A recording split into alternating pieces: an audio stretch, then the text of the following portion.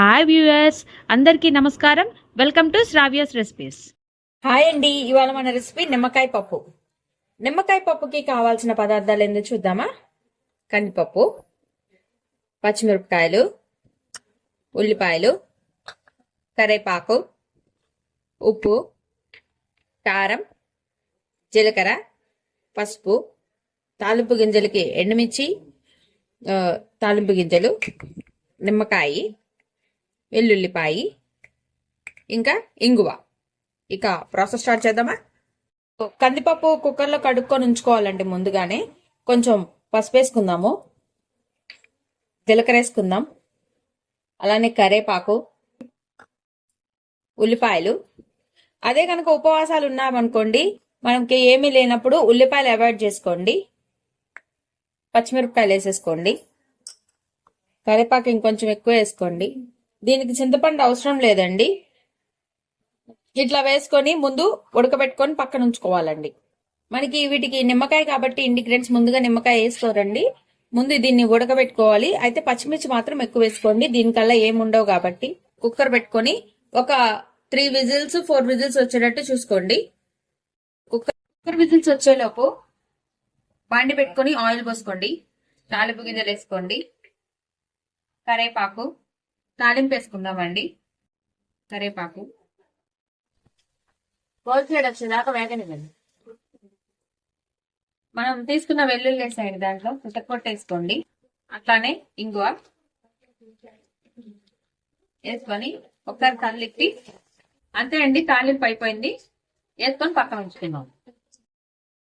చూసారు కదా, మంచిగా ఉడికిపోయిందండి. అయితే నీళ్లు లేవండి దీంట్లో, కొంచెం నీళ్ళు అయితే పోసుకుందాము. వాటర్ పోసుకుందాము, ఉప్పు వేసుకుందామండి. ఇది నేను సరిపడా ఉప్పు వేసేస్తున్నాను. అట్లానే కొంచెం కారం వేసుకోండి, కారం స్పైసీని బట్టి వేసుకోండి. వేసుకొని మళ్ళీ ఒకసారి కలిపి, ఉప్పు కారాలు వేసాం కాబట్టి ఒకసారి మళ్ళీ ఉడకబెడదామండి.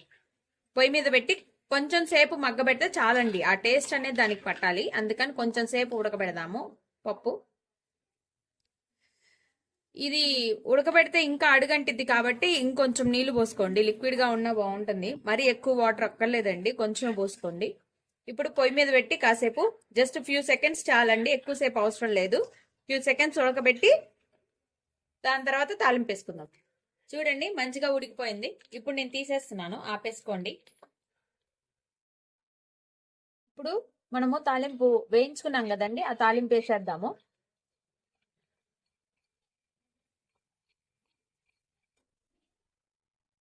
వేసుకొని ఒకసారి మంచిగా కలుపుకుందామండి. అయితే నిమ్మకాయ పప్పుకి అయితే మాత్రం ఇది మొత్తం ఆరాలండి. ఆరిన తర్వాతే నిమ్మకాయ పిండుకోవాలి. ఫస్ట్ దీన్ని ఆరబెట్టుకుందాము. ఆరకుండా మాత్రం నిమ్మకాయ పిండకండి, కండ్రు వస్తుంది. అందుకని మొత్తం కంప్లీట్ గా ఆరిన తర్వాతే నిమ్మకాయ పిండుకోవాలి. ఇప్పుడు ఇదిగోండి, పప్పు అంతా నేను మంచిగా ఆరిపోయిందండి, బౌల్లోకి తీసుకున్నాను. ఇప్పుడు నేను ఒక నిమ్మకాయ పిండుతున్నాను. ఆరిపోయిన తర్వాత నిమ్మకాయ పిండుకోవాలండి. పులుపుని బట్టి నిమ్మకాయ పిండుకోండి. మంచిగా కలుపుకోండి. నిమ్మకాయ పిండుతున్నానండి, కలుపుకొని పక్కన పెట్టుకోండి. అంతే అండి, నిమ్మకాయ పప్పు రెడీ అయిపోయింది. ఈ వీడియో కనుక మీకు నచ్చినట్టయితే ప్లీజ్ లైక్ చేసి, షేర్ చేసి, సబ్స్క్రైబ్ చేసుకోండి. Thank you for watching Sravya's recipes.